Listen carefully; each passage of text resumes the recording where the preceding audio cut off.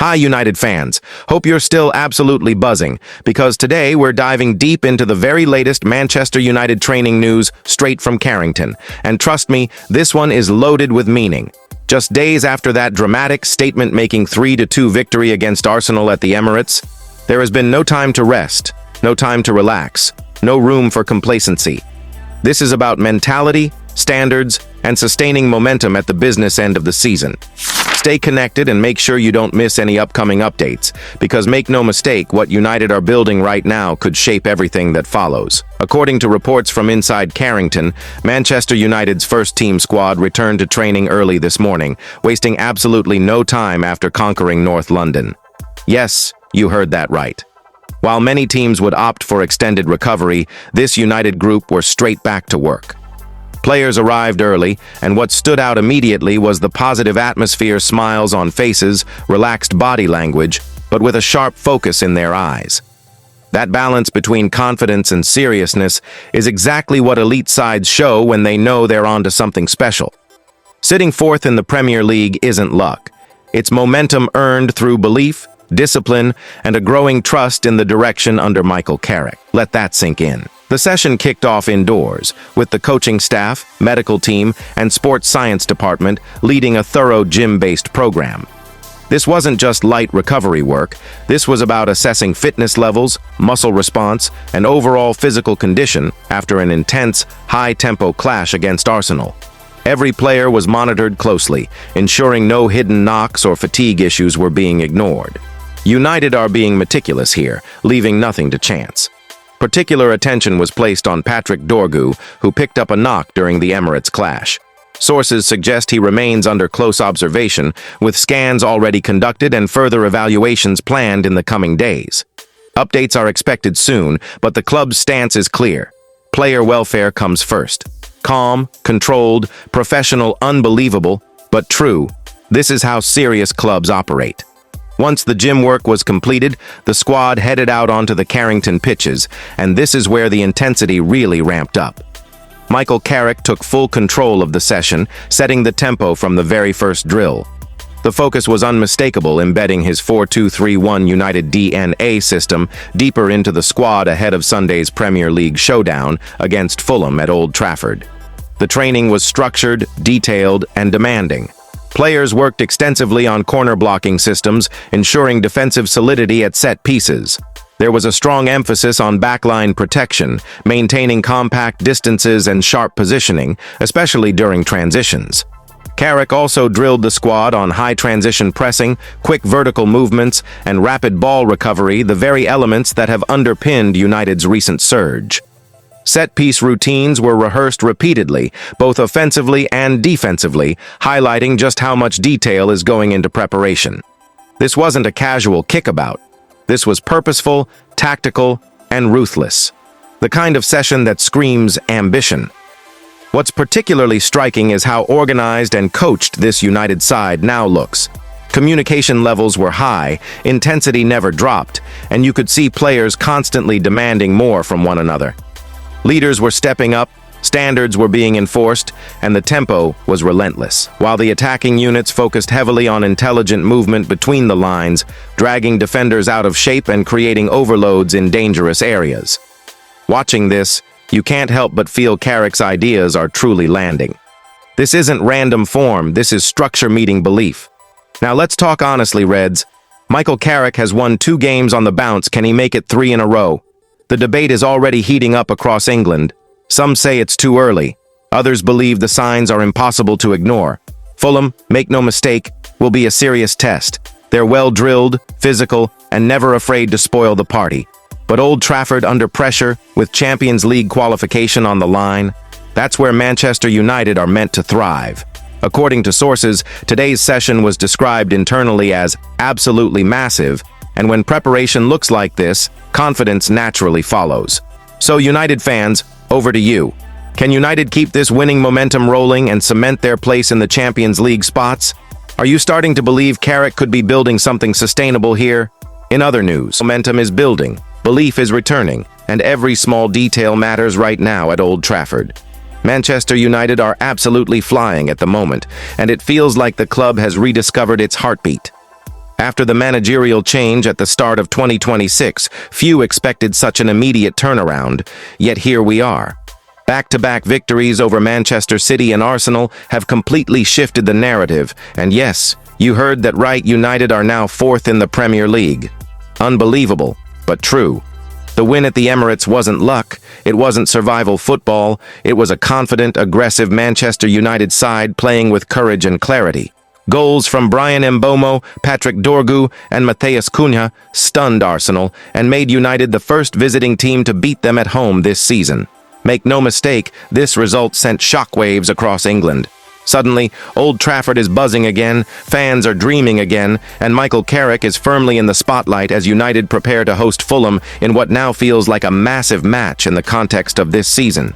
However, even with all this positivity, injuries remain the one cloud hovering over United's resurgence, and the biggest talking point from the Arsenal win was the late injury scare involving Patrick Dorgu. The Danish international has been one of United's standout performers in recent weeks, playing with fearlessness, intensity, and a maturity beyond his years. When he pulled up late on at the Emirates clutching his right hamstring, hearts sank. England football fans know that feeling all too well, one sprint, one pull, and momentum can disappear instantly. But crucially, Michael Carrick's post-match comments offered genuine hope. He spoke about possible cramp, about the sheer effort Dorgu put into the game, and about optimism rather than panic. That matters. Dorgu ran himself into the ground for the badge, and sometimes that's exactly what happens when players empty the tank on a huge stage. At this moment, the feeling inside the club is cautious but positive, and there's a real chance he could feature against Fulham. Still, here's the big question United fans must ask: should Carrick risk him immediately or protect one of the most exciting young players currently lighting up Old Trafford? Then there's Matthijs de Ligt, whose absence has been quietly significant. It's remarkable to think that the Dutchman hasn't featured since late November, especially considering how influential he was earlier in the season. Calm, commanding, and composed, de Ligt brought leadership and authority to United's defense, the kind England football fans respect and admire. His lower back issue has kept him sidelined far longer than expected, and while Carrick admitted there was a slight delay in his recovery, his words carried reassurance rather than concern. De Ligt is edging closer, and his return could feel like a brand-new signing at a crucial point in the campaign. With pressure mounting and big games on the horizon, having a defender who thrives under intensity could be decisive. The real debate now is whether de Ligt walks straight back into the starting 11 once fit, or whether Carrick sticks with players who've helped fuel this recent surge. What would you do? Finally, Joshua Zirkzee remains another important piece of the puzzle. A muscular issue has ruled him out of Carrick's first two matchday squads, but his expected return in February could add a completely new dimension to United's attack. Zirkzee isn't just about goals, he's about link-up play, physical presence, and intelligence in tight spaces. As fixtures pile up and fatigue kicks in, rotation will become essential, and having Zirkzee available could be the difference between grinding out results and truly controlling games at Old Trafford. England football fans know that successful teams aren't built on 11 players alone, they're built on competition, depth, and pressure for places. So here's another question for you: could Zirkzee become United's secret weapon during the business end of the season? When you step back and look at the bigger picture, one thing becomes clear. Manchester United finally look like a team with belief again. Injuries are still part of the story, but they no longer define it. The squad is fighting, the fans are reconnecting, and the momentum is real. Fulham at home now feels like more than just another fixture, it feels like an opportunity. Meanwhile, as every United fan knows, availability can make or break momentum, and right now, momentum is everything. The biggest concern coming out of the dramatic 3-2 victory at the Emirates was Patrick Dorgu. The young fullback has been absolutely flying in 2026, playing with confidence, energy, and that fearless edge United fans love to see. So when he pulled up following a tangle with Ben White and was seen clutching his hamstring, hearts were firmly in mouths.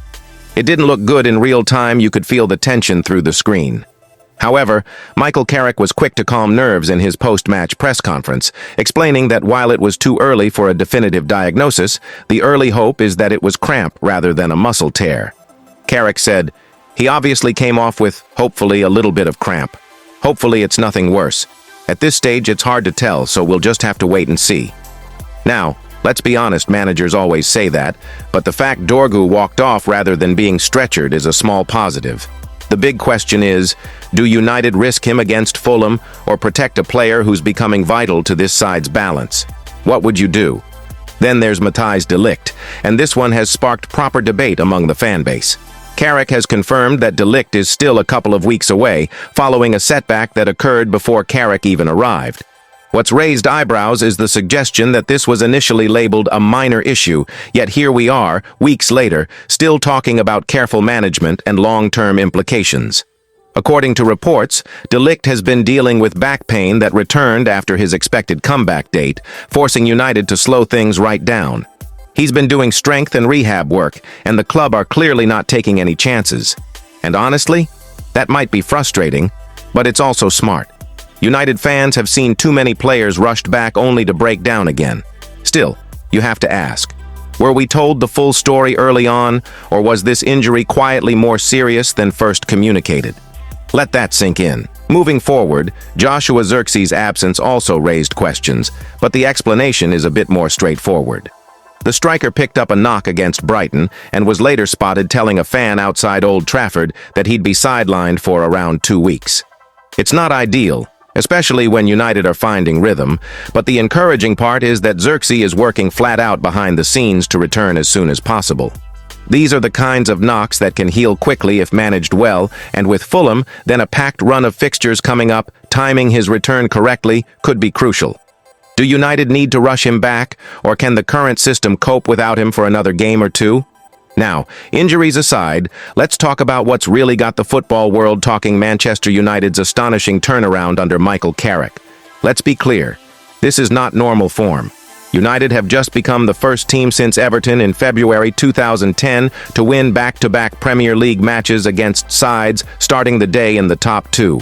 Manchester City, Arsenal, away at the Emirates, under pressure, interim manager, and United still found a way. Unbelievable, but true. The reactions from club legends say it all.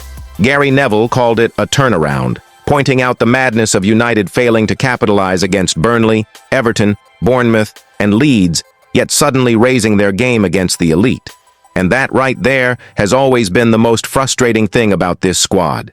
The talent has never been in doubt, it's the consistency, the mentality, the willingness to roll up sleeves in ugly games. Carrick, in a matter of days, seems to have unlocked something. Is it tactical freedom? Is it confidence? Or is it simply players responding to a familiar face who understands the club's DNA? Roy Keane, as expected, wasn't fully convinced. He acknowledged the transformation and praised the freedom and confidence in United's play. But when asked about Carrick taking the job full-time, he didn't hold back. Even if they get fourth, I would not be convinced he's the man for the job. They need a bigger and better manager. Classic Keane. Brutally honest. In other previous news, Manchester United's full 23-man squad has landed in London, boots on the ground, minds locked in, and confidence quietly brewing ahead of this massive Sunday showdown at the Emirates Stadium. You can feel it already, that away day buzz, that sense of, we're here to make a statement.